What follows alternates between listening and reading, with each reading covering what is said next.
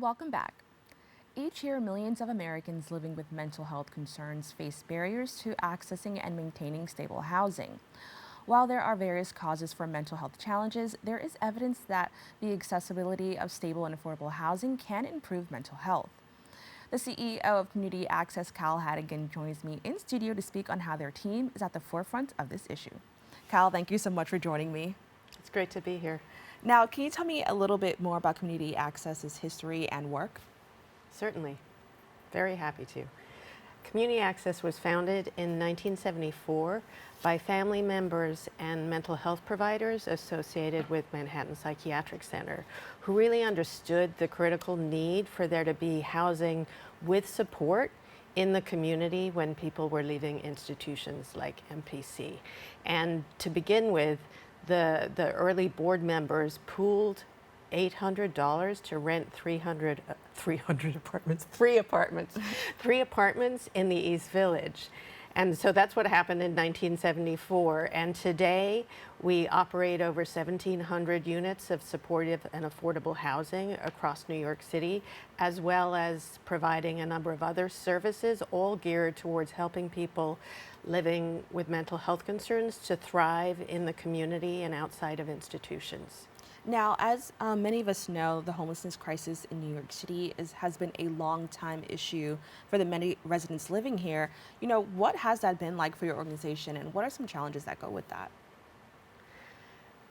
The need for more housing and how much of a long-term commitment it is to really create all the affordable and supportive housing that New York City needs for the tens of thousands of people and families who are currently trying to survive in a shelter system. Now, I understand that one of the main values of community access is the right of all individuals to create their own lives. How does this value impact your thoughts regarding supportive housing? It really is a guide to how we work, that we are not the people with all the answers. The people with the answers are the people who come to us for services. And our job is really to deeply listen to them, to understand what they want, what they need, to understand what they've experienced that has not been helpful, and to be an ally on a journey that they determine for themselves. Now, it's been about a year since Community Access opened its doors to residents at its River Avenue apartments. Can you tell me a little bit more about that development? I can.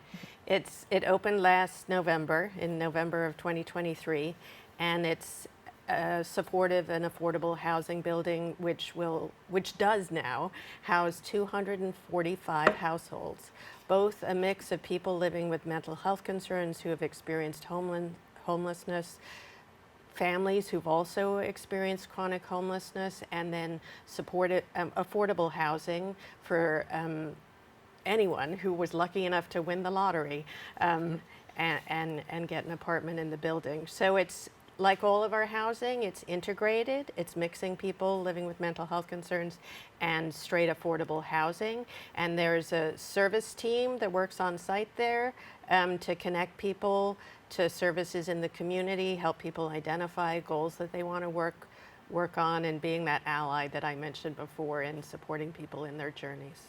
Now, expanding on that effort, I understand that there are plans to accelerate housing development in the next few years. Can you tell me a little bit more about those plans and why it's important for New York City? Yes, as you mentioned, the housing crisis in New York City is not going away. And so we have made a strategic commitment to really double our portfolio of housing. So to move from where we were a couple of years ago, where we were in the pipeline getting towards 2,000, and now we want to have a pipeline that will end up with us having 4,000 units of supportive and affordable housing. So for us, that's, housing isn't everything, but it's such a foundational need for people to have safe and secure place to lay their head at night so that they can look towards other things that they might want in their lives beyond basic survival. And I want to talk about with that, some of those other things could be employment. Can you talk about the workforce training program that you guys have and, how that's helping the people that you serve?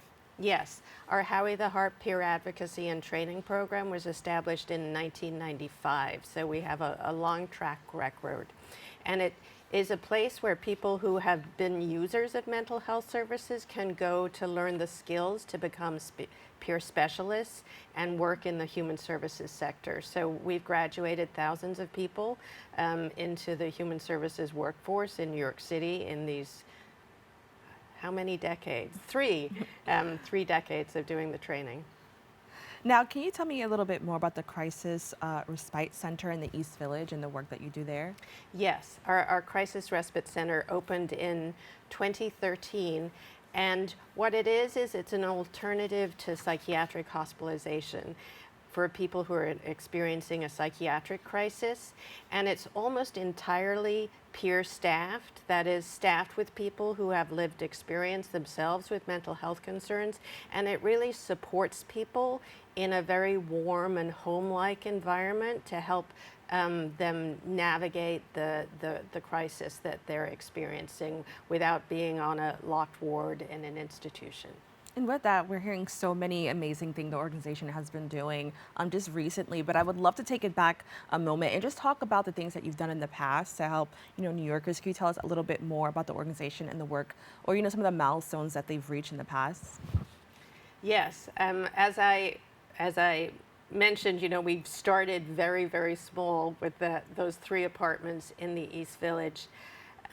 Early on, I think the organization became known for really being very grounded in a set of values that include human rights, healing and recovery being possible for each one of us, and the importance of having peers or people with lived experience being part of the design and the delivery of services. So our positioning of ourselves in really standing for the human rights of people who are living with mental health concerns and often subject to discrimination and coercion in the mental health system is something that has sort of built throughout our history. We have a very strong advocacy department, and we founded the Correct Crisis Intervention Today Coalition, which is a coalition of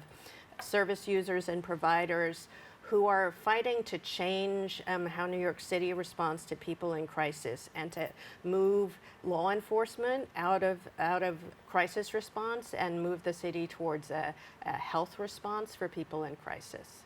Now, I understand there's something called the compliance program. Can you tell me a little bit more about that? Our internal compliance program at Community Access. Oh, yeah. Can you just tell us a little bit more about that, or is that something that you can't speak on? Oh, no, I mean, I can. I was just a Oh, little okay. taken aback. I mean, we have, as any organization of our size, that where we bill Medicaid for some of our services in our residential programs, we have a robust sort of internal department that ensures the quality of our services and, sort of is a internal quality assurance and quality improvement part of what we do. Okay, thank you so much for sharing that. I really appreciate that. Now, I want to talk a little bit about just the stigma that's associated with mental health and, how it's been challenging for people who are experiencing mental health, as you mentioned, to get housing. Can you explain what some of those challenges were, for somebody who may be looking for housing while they're dealing with, any challenges with mental health? I think one of the ways that stigma, and for me, stigma goes hand in hand with discrimination. The way it can operate in cities like New York City or any place is where people are not welcoming of the creation of programs to support people and might have a lot of misconceptions about the fact that we're all like living with the same struggles in a way. So in terms of sometimes the fact that our system is very, very hard to navigate, you know, unless you've been working in it for, like I have, for 30 years. You know, if you're new to the experience of homelessness or new to the experience of living with a mental health concern, sometimes you just don't know where to go, or who can provide you with access to the resources that you need to move out of your current dilemma. Now, I also want to talk about how the way as a society we view mental health has transformed and evolved, over, I would say, even the last decade. Can you talk about how you've seen that in the work that you do? Yes, when I first started doing this work, there was a not enough talk about the possibility of healing and recovery. It was almost an idea that you were identified as having a psychiatric diagnosis and your life like was over, or your life was somehow going to be smaller or limited and you couldn't live a full and meaningful life. And I think there's been an awful lot of movement forward to really understanding that living with a mental health concern doesn't mean that you don't get to have dreams, that you cannot be a contributor to society. Thank you so much for sharing that. I thought that was really beautiful. And I definitely admit that it did seem that way, just even growing up and how we talked about people with mental health. I definitely saw that. So thank you so much for sharing that and showing that there is, a more positive future for anybody who may be struggling with that. Now, with that, what do you hope for the legacy of community access, and what do you hope that legacy will look like in the future?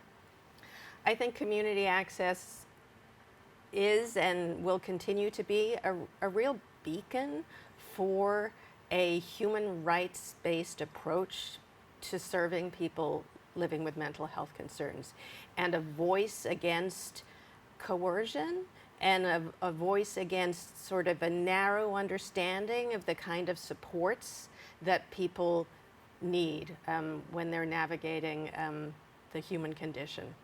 Well, with that, I want to thank you so much for joining us and having this conversation. I know it's something a lot of people here in our city are constantly thinking about.